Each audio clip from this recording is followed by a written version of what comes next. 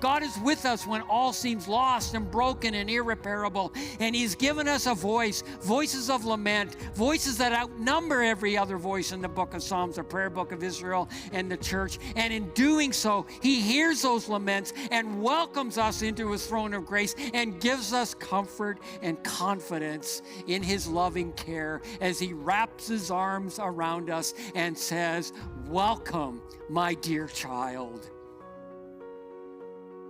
And this is the gospel. This is the good news for the world. And we invite all peoples of the world to this kingdom, to Christ's kingdom of love and mercy and compassion and comfort. So I don't know a lot about goats and sheep. I grew up on a farm, but we had dairy cattle, and sheep and goats were not part of our world. I know that Jesus talked about goats and sheep as an illustration of separating the righteous and the wicked. I remember watching a sheep shearer in New Zealand shearing a sheep in about 5 minutes and seeing one rather surprised and quite chilly sheep scamper away. And I know that if you're a goat in the loss of a game or a contest, you are responsible for that loss, and that's not a happy moment. I also know that in recent times, if you are a goat, G-O-A-T, you are the greatest of all times. It's fascinating to see how that goat thing has changed direction. And so for better or for worse, these things and many others kind of inform me as I reflect on the passage that I have been assigned. Now you need to know, I would not normally come as a guest speaker to a church and speak out of Daniel 8. But that is our text, and we are continuing your series in the book of Daniel entitled Faithful Living in a Fallen World. And after a conversation with Pastor Ashwin, who had invited me to come and talk about what it is to preach apocalyptic literature, he then surprised me with the question, so what week are you free and what chapter would you like to do? Well, so we agreed and I got assigned and I am here, for better or for worse. So let's go to Daniel chapter 8, and I'm going to read it to you, the entire chapter. I'm going to make a few comments as I go. If you have a Bible or a phone, and I think there are Bibles in the pews in front of you or in the seats in front of you, take one of those if you want.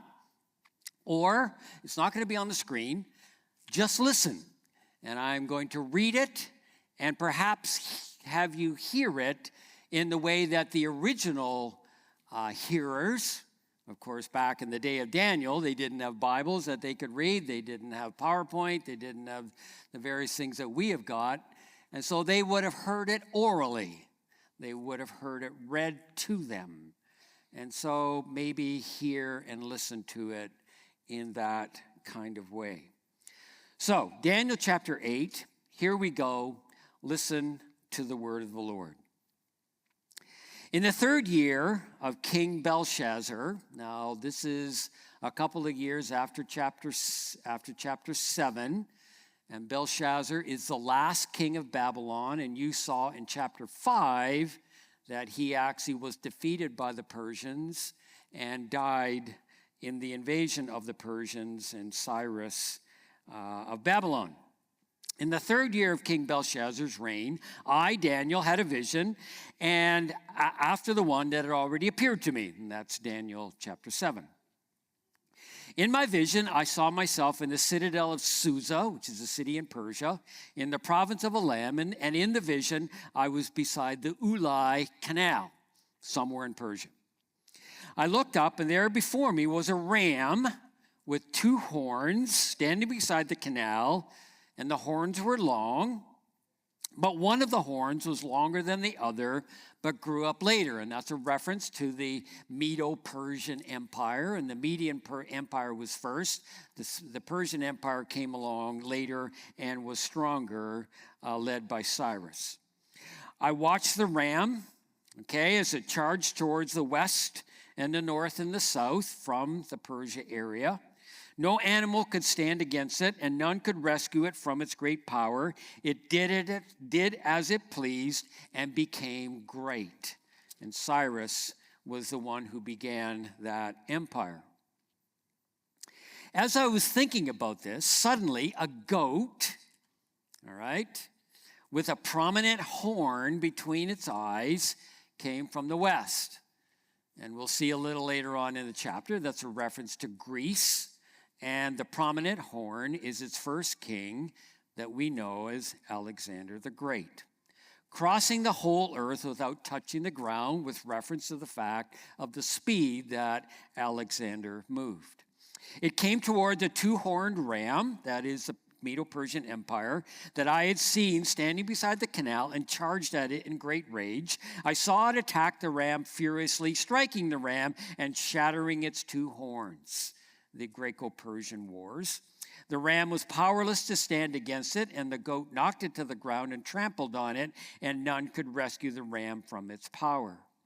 The goat became very great under Alexander, but at the height of its power, the large horn was broken off. Alexander died, and in its place, 4 prominent horns grew up towards the 4 winds of heaven, and the Greek Empire was moved into 4, and divided into 4 sections under 4 generals: Cassander, Lysimachus, Seleucus, and Ptolemy. Out of one of them, and we're going to note that it's the Seleucid kingdom, came another horn, which started small but grew in power to the south and to the east and towards the beautiful land, the land of Israel. And this person was known as Antiochus Epiphanes. It grew until it reached the host of heavens, the Jews, and threw some of the starry host to the earth and trampled on them. It set itself up to be as great as the commander of the army of the Lord, and in many ways, Antiochus took on kind of a messianic role. But it took away the daily sacrifice from the Lord. It desecrated the temple, and his sanctuary was thrown down. Because of the rebellion of the Lord's people, and the daily sacrifices were given over to it, and it prospered in everything that it did, and truth was thrown to the ground. Then I heard a holy one of the angels, speaking to another holy one, and said to him, "How long will it take for the vision to be fulfilled?" The vision concerning the daily sacrifice, the rebellion, the causes of desolation, the surrender of the sanctuary, and the trampling underfoot of the Lord's people. And he said to me, "It will take 2,300 evenings and mornings, then the sanctuary will be reconsecrated." That's about 3.5 years, and those dates would have been 171 to 167 BC. While I, Daniel, was watching the vision and trying to understand it, there before me stood one that looked like a man, probably an angel, and I heard a man's voice from Ulai calling, "Gabriel," presumably that's the one that he's seeing, "tell this man the meaning of the vision." As he came near the place where I was standing, I was terrified and fell prostrate. "Son of man, human," he said to me, "understand that the vision concerns the time of the end." And while he was speaking to me, I was in a deep sleep with my face to the ground. Then he touched me and raised me to my feet. And he said, "I'm going to tell you what will happen in the later time of wrath, because the vision concerns the appointed time of the end. The 2-horned ram that you saw represent the kings of Media and Persia. The shaggy goat is the king of Greece, and the large horn between its eyes is the first king, namely Alexander the Great. The 4 horns that replace the one that was broken off represent 4 kingdoms that will emerge from his nation, but will not have the same power. And those are the 4 generals whose names I just mentioned. In the latter part of their reign, when the rebels have become completely wicked, presumably the Jewish people in their apostasy, a fierce-looking king, a master of intrigue, will arise. It's a reference to Antiochus Epiphanes. He will become very strong, but not by his own power. He will cause astounding devastation and will succeed in whatever he does. He will destroy those who are mighty, the holy people. He will cause deceit to prosper, and he will consider himself superior. When they feel secure, because he's made a covenant with them, he will destroy many and take his stand against the Prince of Princes, whether that was a reference to Ananias the priest or whether to the messianic idea in Israel, we're not sure. Yet he will be destroyed but not by human power. In other words, there will be some kind of divine intervention. And there will be a group of people called the Maccabees that then will lead to a reconstruction of God's people. The vision of the evenings and the mornings that has been given to you is true, but seal up the vision, for it concerns a yet distant future. And it's a now but not yet for Daniel, and this wasn't all going to occur for about another 300 years. I, Daniel, was worn out. I lay exhausted for several days. Then I got up and went about the king's business. I was appalled by the vision. It was beyond understanding, to say the least. Amen and amen. So, what is going on here? And as you know, as you've been studying in the book of Daniel, Daniel is in exile in Babylon, and he is writing this book to his fellow exiles. And I suggest that this is the core message that he is trying to get across in this chapter. I'm going to suggest to you this is the core message that Daniel is trying to get across to the exiles from this chapter, and it's this. Though earthly powers rise and persecute, God remains sovereign. He sets their limits, sees the suffering of his people, and promises justice and restoration in his perfect time. Now, with Pastor Ashwin sitting right in front of me here, I need to confess that that did not come from me. It came from him. And I stole it with due footnoting reference. So let me say it again. And by the way, he nailed it. He got it right, okay? Just thought you might like to know that.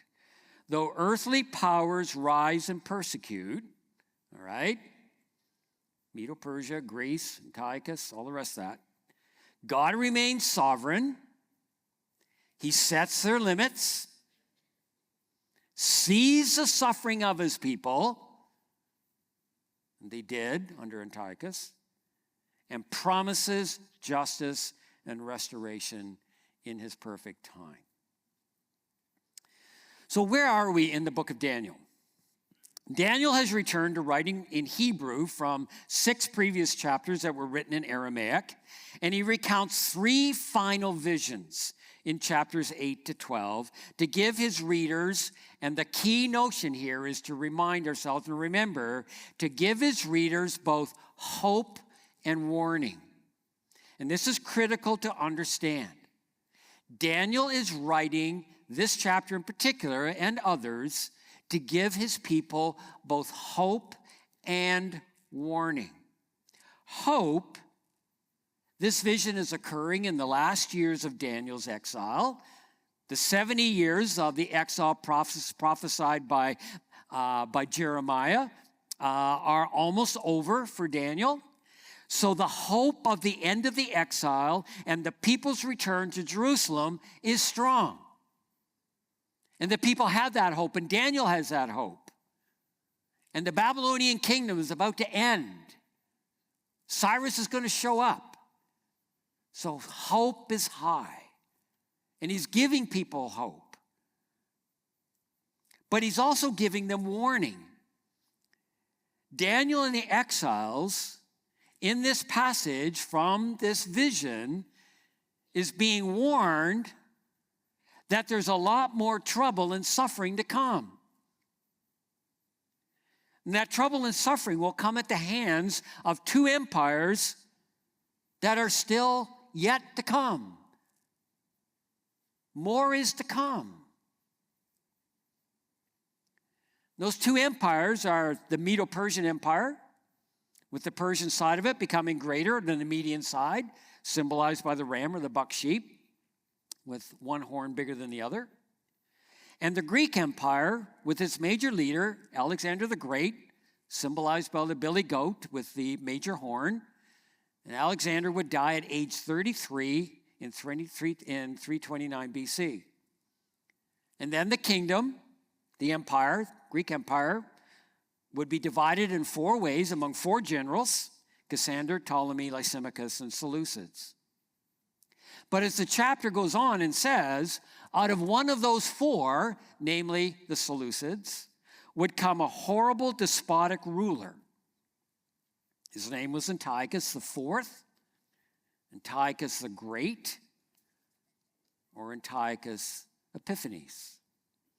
And he will make a covenant with the Jews, and he will set himself up in many ways as a messianic deliverer. But he will break that covenant, and for 3.5 years, 2,300 evenings and mornings, he will do horrible things to God's people, the Jewish nation. He will desecrate the temple by offering a pig on the temple altar. He will effectively enslave the Jewish people, and he will refuse to allow them to worship their God. But he will die not by human hand, not in a coup, not in a battle, not in some kind of rebellion. He will simply die of sickness at the end of 3.5 years. And this would bring on a successful restoration by a family of Jews that we know as the Maccabees. So this is the setting of what's going on in this chapter. And it's a great story of a billy goat and a buck sheep symbolizing Medo-Persia and Greece. But we need to see that the chapter is more than a history lesson that we now know about. It was, in fact, a prophetic message to two groups of hearers. First, it was a prophetic message to the exiles in Babylon. As I've said, the Babylonian kingdom is on its last legs. Belshazzar is about to lose the whole thing to Cyrus and the Persians. You saw that in Daniel chapter 5. Darius the Mede shows up. And Daniel is saying, don't think that this is freedom for you. There is more to come. The end is not yet. And we have to kind of hang in there as these historical events unfold. When I was a student in university, I had a poster on my wall that looked something like this.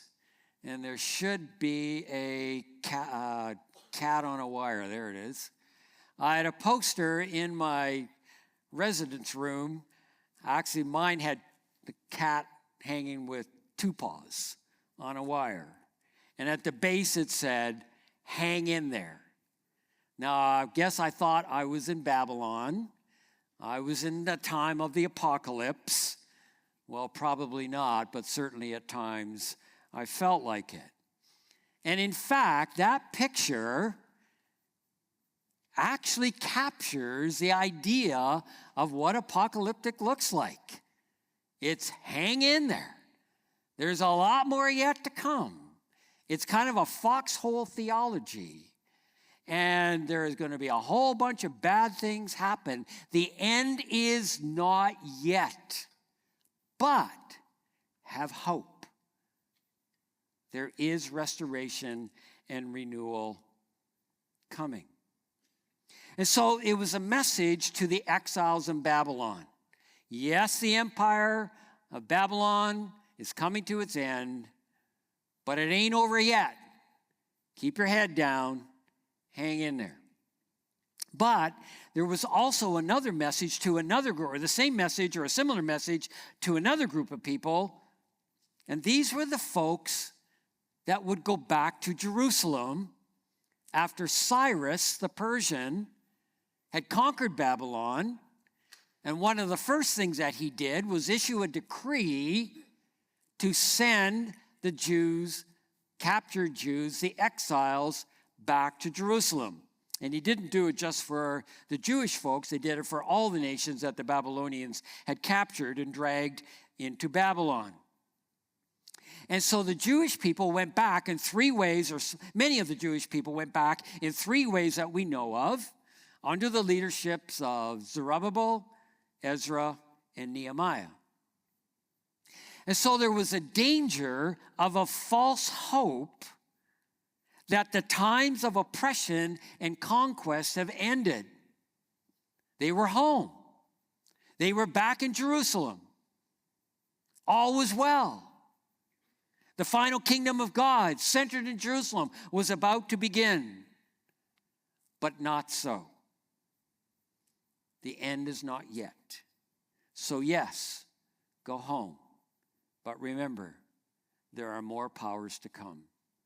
And you are going to face horrific persecution at the hands of a despotic king. But your God will be with you. And so there's a message of both warning and hope for these two groups of people. The warning, the end is not yet. Keep your head down. Hang in there. Kind of a foxhole theology. But hope, God is sovereign. Things will unfold in exactly the way that he wants it to. And in the end, there will be a divine destruction of evil that will come, and there will be restoration and rescue. So how does this impact us as the church, God's people today? It's interesting to think about all these things. Interesting to think about the Medo-Persian Empire and to think about the Greek Empire and the Babylonian Empire. It's interesting to think about all this, trying to figure out what a text like Daniel 8 is talking about. But what does this mean for us today? How does this impact how we live? And your pastor has been emphasizing that we are very much in times parallel to Daniel's day, time and audience. We are a people in exile. We are strangers in a foreign land and in a foreign world. Dr. Wayne Baxter, my colleague at Heritage Seminary, has written a book on Daniel entitled, "We've Lost, Now What?" And he points out that there was a time in the past when our culture and society in the West was basically Christian. When someone with a colored wig at a football game held up a sign with John 3:16 on it, most people would know that it came from the Bible. When we said to someone, God has a wonderful plan for your life, most people would think that we're talking about the Christian God. Not anymore. Dr. Baxter writes, the church in the West has become a marginalized institution. In other words, the church and its teachings have been pushed or exiled from the epicenter of society, a position it long enjoyed in previous generations.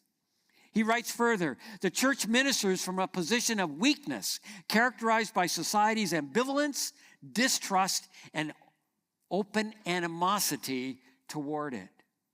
If the church is to bear in this present day the abundance of fruit that Christ desires, then it needs to learn to minister from this position or status of exile.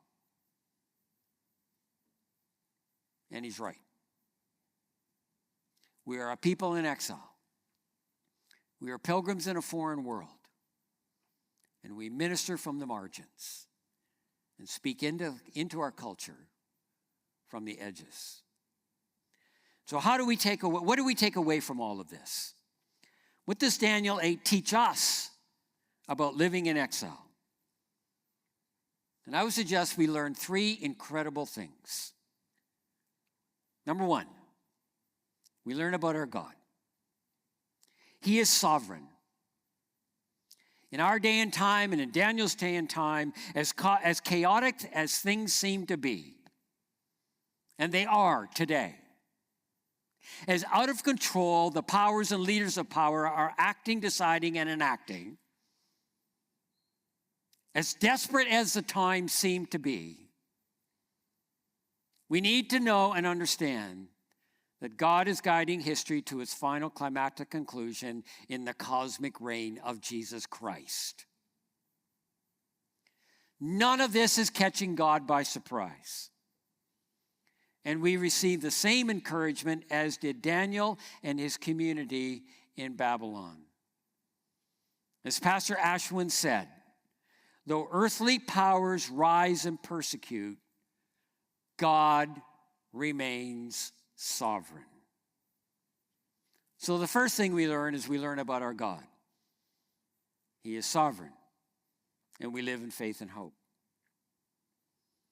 The second thing that we learn is we learn about the world.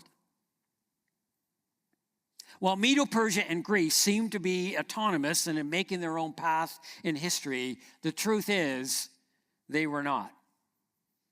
They were under the sovereign hand of a God that is bringing his story, history, to pass. As Pastor Ashwin said, he set their limits.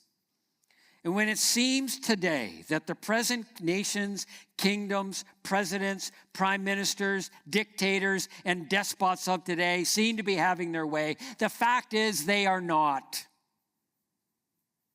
The limits have been set, and not by human power. And a kingdom ruled by Jesus Christ is on its way. And in the meantime, we learn that the world in its power and brokenness can hurt. And perhaps this is the most important message for us. The kingdoms in their power and arrogance and self-aggrandizement can hurt. It can hurt at a worldwide level. We're seeing that today in our world. Whether we're talking about Israel or Gaza or Ukraine. But it can hurt at a very personal level. And it can hurt badly. And many in this room have felt that hurt. And God weeps with us. And as Pastor Ashwin said, he sees our suffering. A number of years ago, there was a very popular book took the evangelical world by storm. It was called The Shack. And it did help many people. But the thing I struggle with in Paul Young's book, The Shack, was in the way that he told the story. Max came to the shack alone. And Max was alone when he found his kidnapped daughter's dress and saw the blood on the floor of the shack. And God only appeared to him after he left the shack and was walking back to his Jeep. And while so often when we're in the depth of despair and lament and sorrow, it does not seem that God is with us. The reality is we've got to know he is. He is with us. And in that story, as he told that story, to have God not there when Max went into the shack and found the daughter's dress, it deeply disturbed me. And I actually said to him, If God is not with us in our moments of deep grief and despair, I am not sure I want to be part of that kind of faith. Years later, I saw an interview with him where he was asked, if you were to rewrite the book, what would you say differently? And he said, I would make sure that God was with Max in the shack when he found his daughter's dress. And he didn't give me any credit. And so while the world seems to be out of control and unchecked, we know two things. One, yes, God is sovereign in our world, and that brings hope. In spite of the despots and petty kings all around us, in spite of the self-aggrandizing, in spite of those with power who have no heart for the powerless, the world is not outside God's sovereign control, and his kingdom will come. The world will be set to rights. And as Pastor Ashwin said, justice and righteousness will come as he promised. But yes, also we learn in our world, and we learn about the world, that God weeps with the brokenhearted. He weeps with those of us who have been deeply wounded by a broken, brutal, and desperately sinful world. Christ wept at the death of a friend. On the cross, he cried a lament psalm, my God, why have you forsaken me? Knowing that 23 verses later, the psalmist said, for he has not despised or scorned the suffering of his afflicted one. He has not hidden his face from him, but he has listened to his cry for help. And we need to understand that God is with us in our times of deepest grief, sorrow, and loss. God is with us when our relationships fall apart. God is with us in that devastating medical diagnosis report. God is with us as we age and perhaps slip into dementia and needing ongoing care. God is with us when things go sideways at school, at work, at home. God is with us when all seems lost and broken and irreparable. And he's given us a voice, voices of lament, voices that outnumber every other voice in the book of Psalms, the prayer book of Israel, and the church. And in doing so, he hears those laments and welcomes us into his throne of grace and gives us comfort and confidence in his loving care as he wraps his arms around us and says, welcome, my dear child. And this is the gospel. This is the good news for the world. And we invite all peoples of the world to this kingdom, to Christ's kingdom of love and mercy and compassion and comfort. We learn about God, we learn about the world, we learn about ourselves. The thing that I most clearly learned from this chapter is in the second last statement of the chapter where he says, after all this, he fell asleep, he was exhausted, all the rest of that. He says, I got up and went about the king's business. I don't know how he did that. Even after the exhaustion of all this, he got on with life. And even in spite of the appalling events that were revealed to Daniel, even in spite of hearing the divine creatures cry, that classic lament, how long? As one writer states, an awareness of history, of where history is going, puts you in a complicated position. It brings both confidence and terror. But you have to get on with the job of living. And Jeremiah earlier had told the exiles to build houses, plant gardens, and in some sense, bring good God and the gospel to Babylon. And we are called to do the same in our Babylon. Yes, we speak from the margins. Yes, in God's plan, this is the most effective way the message of Christ can be heard. And when the message comes from the center, from places of power, inevitably it becomes blurred or muted as the factors of pride and power seep into the message. So we learn about God. He is sovereign. We learn about the world. While God has set its limits, it can hurt. And God sees our suffering and he weeps with us, and it brings us comfort in the promise of justice and righteousness.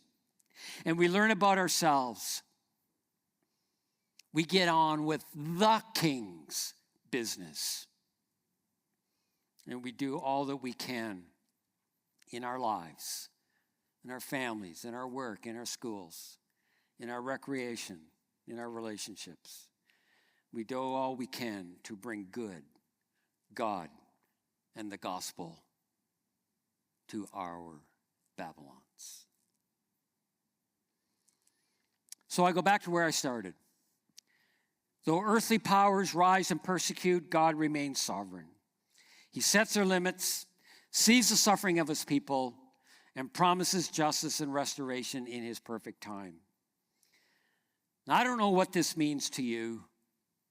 I have certainly thought about some things and some responses for myself as I worked on this passage.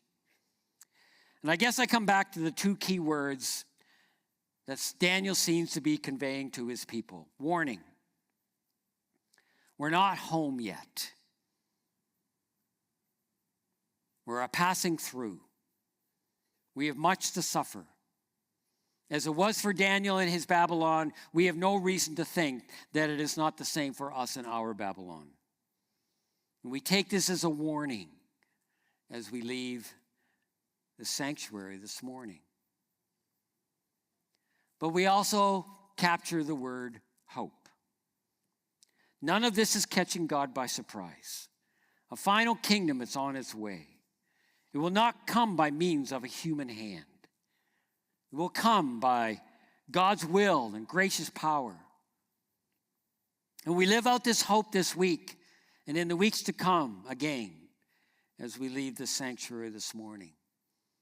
And on your way in, you may have picked up a sheet with kind of some sermon notes on it. And on the back of that sheet, there are some reflections on, some questions of reflections on today's message. And just let me recite two of them to you. It's kind of an application. Question number 3, how is God challenging us in our hearts about even though earthly powers rise and persecute, God remains sovereign? It's a great question. And based on what we have learned today, how are some ways that we will live differently? How will we apply these scriptures in our day-to-day lives? And I encourage all of us to take some time to allow the Holy Spirit to invade our hearts, invade our lives, invite our minds, and allow that Spirit to encourage, comfort, and convict each of us individually and together as a church, communally. God bless you all.